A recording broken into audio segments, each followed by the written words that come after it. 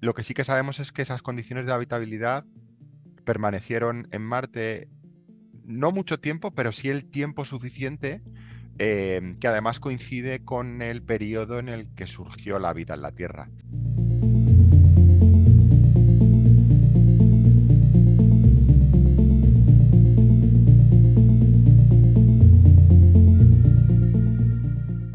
Buenos días, queridos amigos de la Fábrica de la Ciencia. Hoy nos visita nuestro queridísimo amigo y colaborador Jorge Pla. Muy buenos días, Jorge.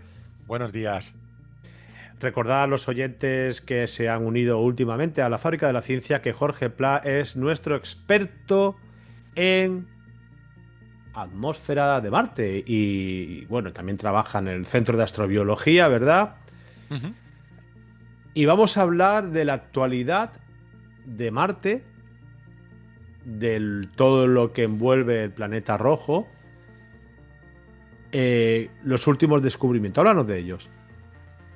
Bueno, pues recientemente la NASA ha hecho un comunicado, una rueda de prensa, Ujú. donde se ha anunciado a bombo y platillo el descubrimiento de potenciales biomarcadores descubiertos en una roca que está investigando el rover Perseverance en el cráter Jezero de Marte, Ujú. en el que, bueno, los investigadores han identificado unos minerales que en determinadas condiciones podrían estar asociados a actividad biológica como los microorganismos que tenemos en la Tierra. Esto dicho a grandes rasgos. Y claro, como te puedes imaginar, pues ha habido un revuelo enorme en toda la comunidad, en la prensa internacional, en la sociedad.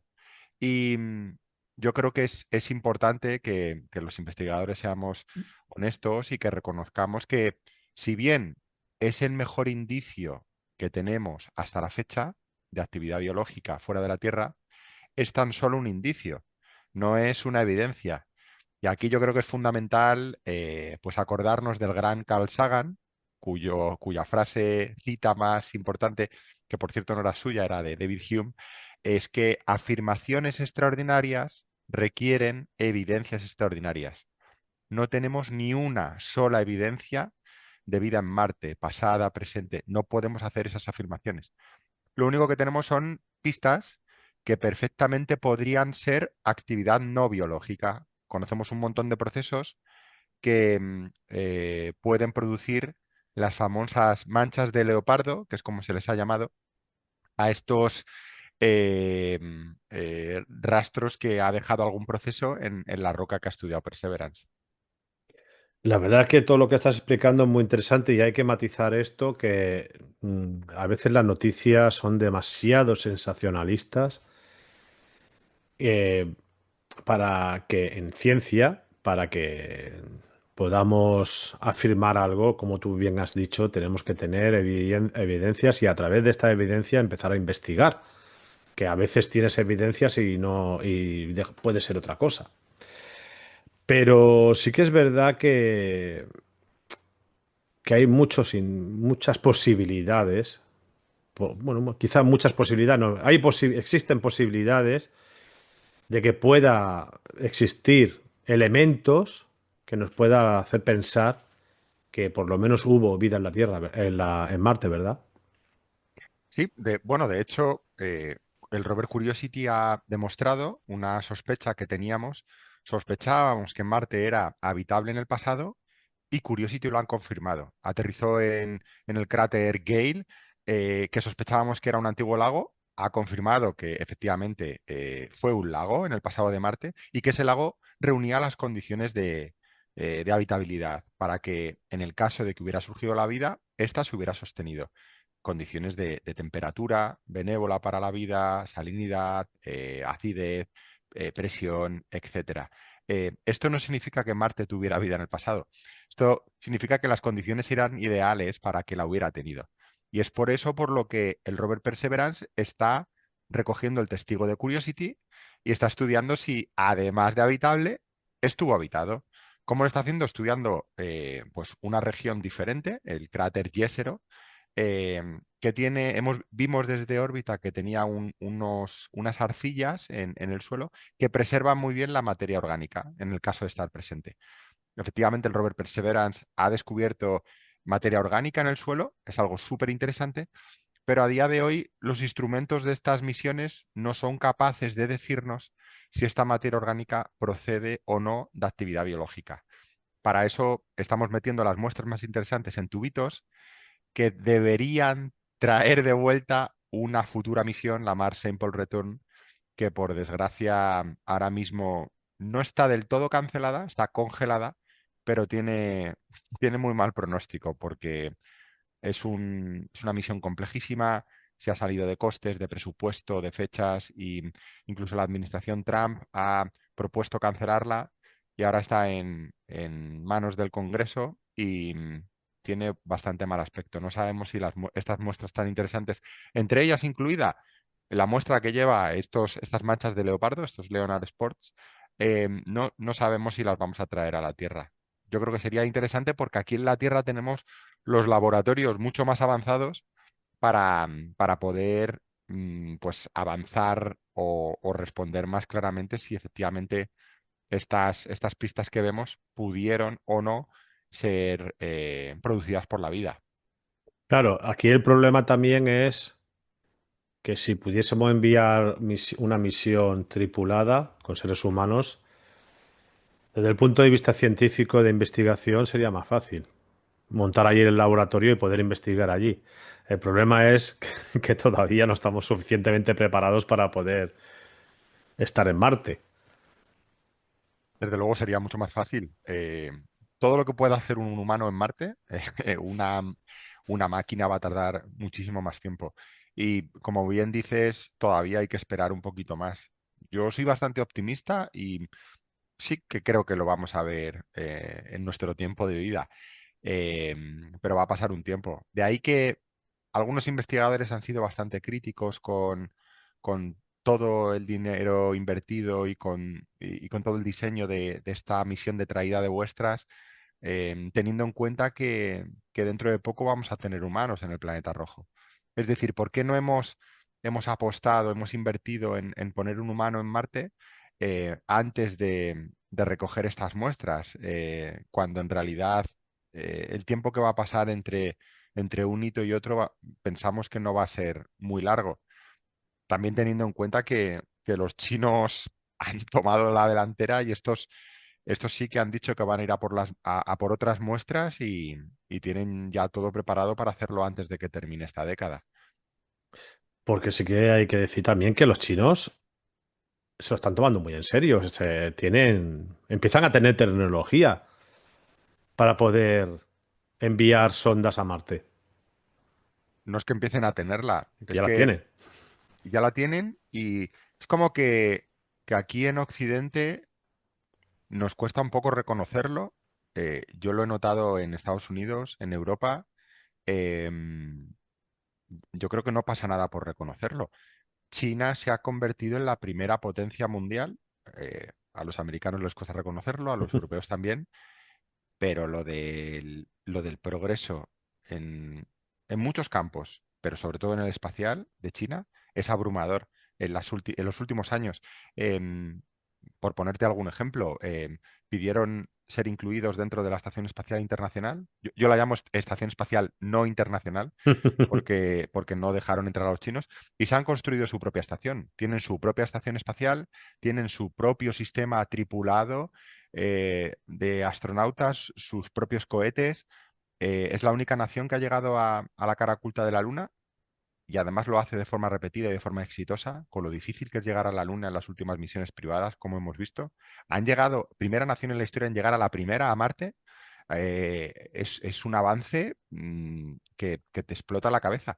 Y han dicho que van a por muestras antes del 2030 y ya están desarrollando la misión. Van a ir, tocar, recoger y volver. De forma sencilla, no de una forma tan complicada y tan costosa como ha planteado la NASA y la ESA. Y no me extrañaría que un día nos levantáramos y viéramos en las noticias que hay una china o un chino de camino a Marte. Y esto, a mí, en el fondo, Me gusta porque estamos viviendo una nueva era espacial, una Ujú. nueva carrera espacial como la que vimos en la Guerra Fría entre la Unión Soviética y Estados Unidos. Ahora China es el acicate que está presionando a los americanos. A ver, porque mira lo que sucedió en en la carrera espacial URSS-USA, que tenía a la delantera los soviéticos y al final se adelantaron los americanos, pero Nunca, no. nunca hay que darles por muertos a los Exacto, americanos. pero yo creo que los chinos tienen más dinero, o sea, más dinero y empiezan, como tú dices, tienen ya tecnología, o sea que. Porque no es que no tengan más dinero, sino simplemente que si se les mete en la cabeza que tienen que ir a Marte, van a ir. Sí, sí, Eso lo está tienen claro. entre... A mí me gustaría más que hubiera una alianza internacional, Mm, pero desde luego con la coyuntura geopolítica que tenemos hoy en día, por desgracia en el mundo, siempre ha sido complicado, pero ahora mucho más.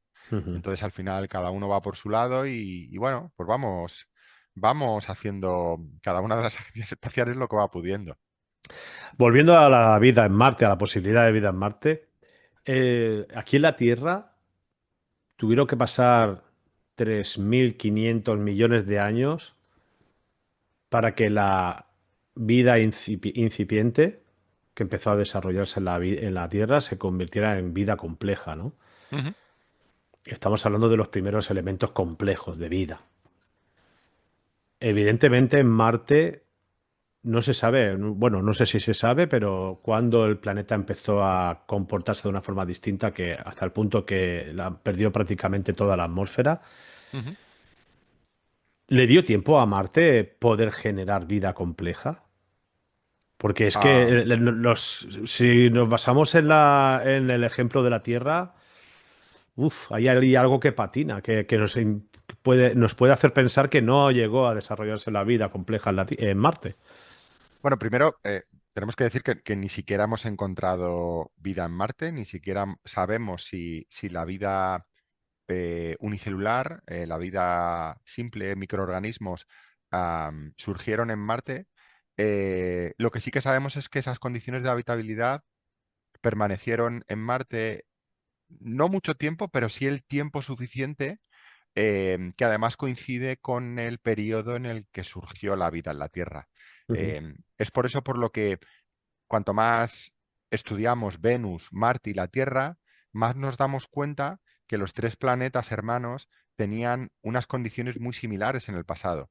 Y pensamos, bueno, si las condiciones eran tan similares, ¿por qué no podría haber surgido la vida también en Venus y en Marte como surgió en la Tierra? Y me ha gustado mucho eso que has mencionado de que pues, la vida sencilla, los microorganismos llevan en la Tierra como mínimo 3.500 millones de años. Sabemos que en ese momento ya había organismos unicelulares en la Tierra. Probablemente los astrobiólogos piensan que surgió la vida incluso antes, hace 4.000 millones de años, poco tiempo después de la formación del planeta. Ayer daba una charla en el Planetario de Madrid y para que la gente entendiera cuánto llevan estos microorganismos en la Tierra, se me ocurrió crear un calendario terrestre parecido al calendario cósmico que hizo Sagan en la serie Cosmos, de tal forma que comprimí los 4.500 millones de años de la edad de la Tierra en 12 meses, de tal forma que cada día eran 12 millones de años. Y en ese calendario, la Tierra ya estaba formada el día 1 de enero y los microorganismos aparecieron en la Tierra a principios de febrero, o sea, muy poco tiempo después de la formación de la Tierra, y están presentes hasta la actualidad, durante toda la vida de la Tierra, todo el calendario. Y no es la vida compleja, las plantas, los animales, no surgieron, no aparecieron en la Tierra hasta la explosión cámbrica a mediados de noviembre, mediados finales de noviembre de nuestro calendario terrestre. Los dinosaurios estuvieron en la Tierra en ese calendario terrestre del día 10 al día 25 de diciembre. Y nuestra especie, el ser humano, todos los seres humanos que conocemos o que han vivido en la historia, solo estuvieron aquí los últimos 25 minutos de la última hora, del último día de ese calendario terrestre. Es para entender que en astrobiología nosotros estamos buscando microorganismos porque es el ejemplo representativo de la vida en la Tierra. Cuando la gente me para y me dice, Jorge, los seres humanos somos los reyes de la Tierra, yo les digo, pues o yo no sé si seremos los reyes de la Tierra. Desde luego, en cuanto a permanencia aquí, ¿no? Los dinosaurios han estado mucho más tiempo que nosotros, pero es que los microorganismos han estado en la Tierra casi desde su formación. Por eso buscamos microorganismos fuera de la Tierra, buscamos microorganismos en Venus, en Marte, en exoplanetas, porque pensamos que es el ejemplo representativo de vida en la Tierra. Y respondiendo a tu pregunta, pues pensamos que no debió ser tan sencillo el paso de vida simple a vida compleja en esta explosión cámbrica. Nada sencillo pasar de vida compleja, plantas y animales, a vida inteligente, como tienen los delfines, los primates, los pulpos. Y por supuesto, debe ser complejo también pasar de vida inteligente a vida inteligente capaz de comunicarse con tecnología. Vamos, que pensamos que la probabilidad de contacto con civilizaciones inteligentes es muy, muy compleja. Encontrar vida compleja es muy difícil. Y pensamos que en caso de que exista la vida fuera de la Tierra, nuestro paradigma es buscar vida sencilla, vida simple, microorganismos. Con eso yo creo que respondo en parte a tu pregunta. Sí, sí, tanto. Últimamente se están, bueno, esto es una noticia habitual, ¿no? De que se han recibido señales extrañas. Y últimamente estoy mirando las noticias en los medios de comunicación que se vuelven a recibir señales, pero esto puede ser cualquier cosa. Sí, evidentemente podría ser, ojalá, porque esto tú y yo lo hemos hablado muchas veces, que uno de nuestros sueños es poder contactar con civilizaciones extraterrestres. Es que no hay que negarlo. El problema es que no hemos podido contactar todavía, si existen. Pero ¿por qué se dice tanto? Últimamente en las noticias, ¿por qué habla tanto de que se están recibiendo señales? Porque, querido amigo Jorge, somos un ser vivo que necesita estar acompañado. No nos gusta estar solos, nos gusta la compañía y por eso de siempre hemos alzado la mirada a las estrellas buscando respuestas y buscando compañía. Nos gustaría no sentirnos tan solos en este vasto universo y pensar que hay vida fuera de la Tierra y que hay civilizaciones extraterrestres y que podemos contactar con ellos. Eh, la realidad, yo creo que muchas personas no son conscientes de la magnitud del universo, de lo grande que es, no solo en el espacio, sino también en el tiempo. Es decir, que han podido surgir civilizaciones extraterrestres y que hayan desaparecido hace millones de años o que todavía no hayan aparecido. Siempre pongo, para resumirlo y para entenderlo mejor, pongo el ejemplo de una colonia de hormigas viviendo en el Antiguo Egipto hace 3.000, hace 5.000 años, 3.000 años antes de Cristo. Y el tiempo de vida de estas hormigas es de tan solo 6 meses. Y ahora, pues imaginen una colonia de moscas que tiene un tiempo de vida 15 días, viviendo hoy, en el año 2025, en Australia. Hay una distancia espacial entre una y otra, entre Egipto y Australia, de más de 5.000, más de 15.000 kilómetros. Pero no es la distancia espacial solo, es la distancia temporal. Hay más de 5.000 años de distancia temporal. Es decir, que esa colonia de hormigas que vivió solo 6 meses se extinguió hace mucho tiempo. Y esa colonia de moscas que está viviendo en la actualidad está viviendo solo 15 días. Y es para entender que puede que haya surgido alguna civilización y que ahora mismo ya no exista o que todavía no haya nacido. Yo creo que la probabilidad de contacto es muy compleja, es muy difícil. Y como te decía antes, estamos buscando microorganismos, no estamos buscando, por supuesto, estamos escuchando activamente por si con el programa SETI de búsqueda de vida inteligente, por si hubiera alguna civilización que nos estuviera enviando señales. A día de hoy no hemos escuchado ni hemos detectado nada. Muy interesante todo lo que explicas porque a veces, sobre todo los detractores del mundo de la ciencia, piensan que nosotros estamos en contra de esa posibilidad, ¿no? De que en el futuro podamos tener contactos con civilizaciones, vamos a llamarles inteligentes, ¿no? Pero es muy complejo. De hecho, desde el punto de vista humano, con la tecnología que nosotros disponemos, que es la comunicación por radio, solamente podríamos comunicarnos de una forma normal, vamos a llamarle así, con alguna civilización que habite en el sistema solar. Porque ya cuando sales del sistema solar, una comunicación con Próxima Centauri, que está a 4,8 años luz, pues un hola tardaría cuatro años en llegar y la respuesta, hola, qué bien, otros 4 años, o sea, casi 10 años para decir hola. Pues Sí, sí, imagínate, ¿no? Qué tedioso sería una comunicación de este tipo por radio. para tener una comunicación bidireccional con esa supuesta civilización inteligente, pues ahí tienes casi 10 años para mantener una conversación con ellos. No trabajamos con esa hipótesis. Nuestro anhelo es, pues, encontrar vida en forma de microorganismos y, sobre todo, responder a la pregunta de si hay vida fuera de la Tierra y cómo surgió la vida en la Tierra, porque lo desconocemos. Eh, Respondiendo al principio de tu pregunta, sí que es cierto que hay mucha gente que nos dice, jo, es que sois muy pesimistas.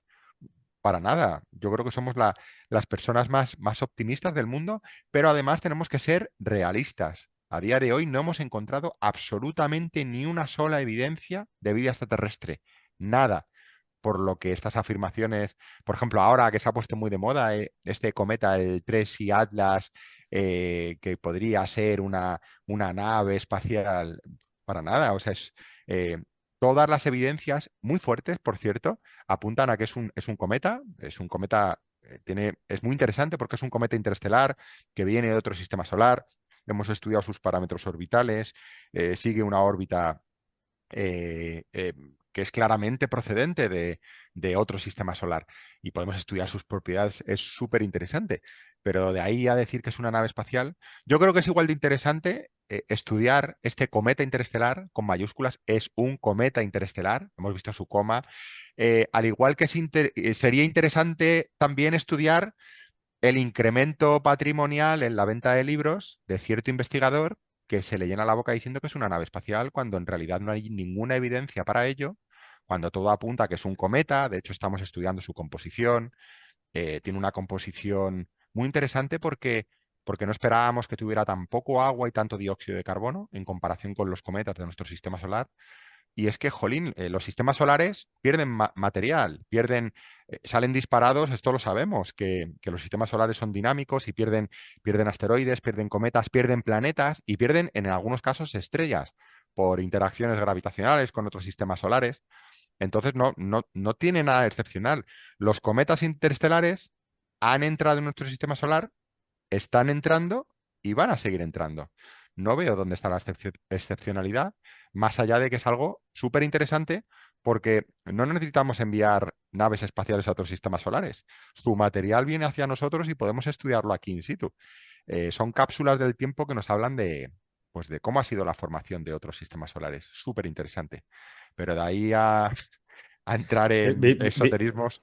Vivimos en la era de las fake news, de los bulos, y está calando mucho en la sociedad y me da pena porque hace unos años parecía que la humanidad iba a ser más crítica, sobre todo cuando tú y yo comenzamos a estudiar, ¿no? Había un boom de interés por la ciencia y por todo, y ahora pues la gente, y además es que te debaten y te plantean y te aseguran que lo que está diciendo ese señor, por ejemplo, el que está ganando mucho dinero con ese libro, es que tiene razón y que está demostrado. Y digo, ¿pero qué demuestra? ¿Qué estás demostrando?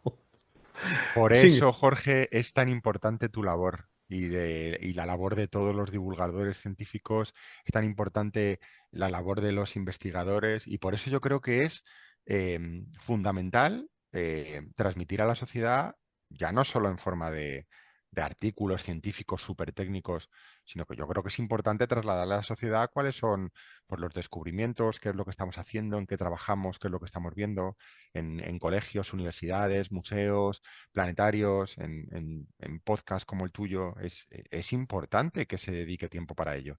Y esto lo recalcaba mucho Carl Sagan. Él decía que hacer ciencia es como estar enamorado, que necesitas contárselo a todo el mundo. Pero ya no solo porque te guste, sino porque es que además pues nos debemos a la sociedad y debemos transmitirlo y comentarlo. No hay cosas raras ni que escondamos, ni un área 51, ni hay señales de actividad biológica en exoplanetas, no, detectamos moléculas y estamos intentando encajarla lo mejor que podemos en los modelos, pero por alguna extraña razón, pues en lugar de... Lo primero que había que hacer es descartar los orígenes no biológicos, pero por alguna extraña razón, pues debe vender más la opción biológica y es lo primero que se empieza a contemplar. Sí, es una época un poco triste en cuanto a fake news y en cuanto a pues, llamar la atención para tener atención, para tener financiación, para obtener dinero, y yo creo que es equivocado. Hay que decir la verdad. Decía mi compañero de despacho, David Holber, uno de los mejores astrobiólogos del mundo, que el universo es tan atractivo que no necesita edulcorarlo. Vivimos en una época muy triste porque se hace más caso a las fake news que realmente a las evidencias. Y siempre, pues, en lugar de descartar los orígenes no biológicos de lo que estamos viendo fuera de la Tierra, pues primero se intenta abordar la posibilidad biológica, porque es lo que más vende, es lo que más atención atrae y para búsqueda de financiación. eh, por ponerte un ejemplo, en este mes de abril es que es continuo con el concepto de biomarcadores. Biomarcador es tan solo aquel compuesto orgánico que procede unívocamente de actividad biológica. Si no procede de la vida, no es un biomarcador. Entonces, decir que, por ejemplo, la fosfina en Venus era un biomarcador cuando los autores tuvieron que retractarse a las semanas porque no habían encontrado fosfina. Si se hubiera No, sí. encontrado fosfina en Venus, tampoco sería señal inequívoca de actividad biológica, porque conocemos muchos procesos que podrían producir esa fosfina. Por ejemplo, hemos visto fosfina en los cometas y entran material cometario dentro de Venus, o se produce fosfina en los volcanes de Venus o en las propias descargas eléctricas de la atmósfera de Venus. También con el metano en Marte. El metano en Marte sabemos que podría tener orígenes no biológicos también, procesos geológicos, fotoquímica en la atmósfera. Recientemente, la supuesta detección de dimetilsulfuro en un exoplaneta, en K2-18b, eh, que sabemos que hay procesos que podrían producir ese compuesto. Y el propio autor del artículo en los medios de comunicación dice que dada todas las condiciones que se conocen de ese exoplaneta, que lo que mejor encaja con sus datos es un mundo oceánico rebosante de vida. O sea, son barbaridades cuando en realidad ni se ha confirmado la existencia de dimetilsulfuro, eh, ni se han utilizado más moléculas para intentar encajar los datos que se ha observado. Y en el caso de que se confirmara que hubiera dimetilsulfuro, conocemos procesos que lo producen que no involucran a la vida. Es decir, y de nuevo, sin querer ser pesado, hay que recurrir a la cita de Carl Sagan: afirmaciones extraordinarias exigen evidencias extraordinarias. No tenemos ni una sola evidencia de actividad biológica, ni en exoplanetas, ni en Marte, ni en Venus, ni en Europa, ni una, de momento. Entonces no podemos afirmar que hemos encontrado vida extraterrestre. Pero bueno, vivimos en la época de las fake news, de la necesidad de atención, de likes y de financiación, y por eso tenemos lo que tenemos en la prensa sensacionalista, por desgracia. Tú no sabes un secreto de Carl Sagan. Cuéntame, No lo sabe nadie. que estoy deseando escucharlo. Carl Sagan era extraterrestre. Ah, venía de fuera, ¿no? No me Vale, extrañaría, ¿eh? Porque este hombre era increíble. sí, lo era, lo era. A mí tampoco me extrañaría. Bueno, Jorge, lo vamos a tener que dar una pequeña broma, porque luego ya verá los comentarios.